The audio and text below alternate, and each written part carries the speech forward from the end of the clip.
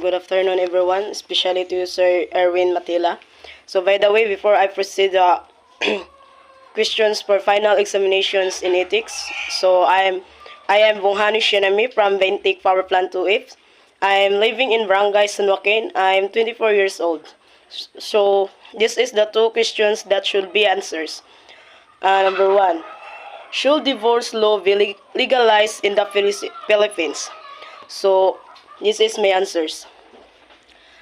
Should divorce law be legalized in the Philippines? Yes, because we should not force a married couple to stay together when there is no longer love between them.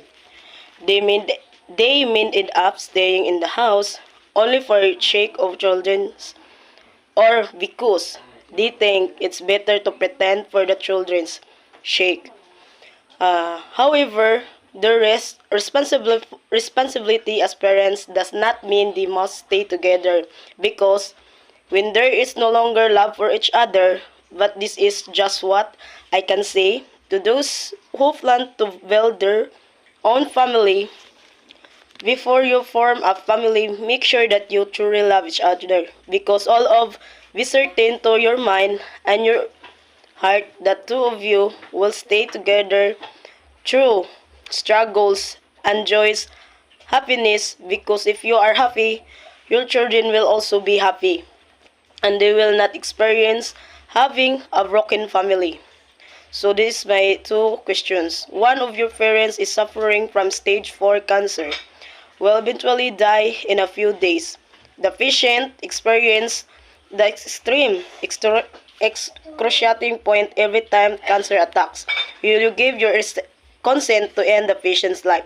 Euthanasia or not a prolonged pain and agony suffer explain. So my answer is no. I would not accept an offer that would involve ending the life of one of my parents just to stop the suffering even though my parents is suffer from stage 4 cancer and experience severe pain. I will not give my consent to euthanasia. We do not have the right to decide or end the life of our father or my mother. Instead, we should continue to care for them and provide treatment as long as possible. This is because only God knows when our life will truly end and then we will leave this world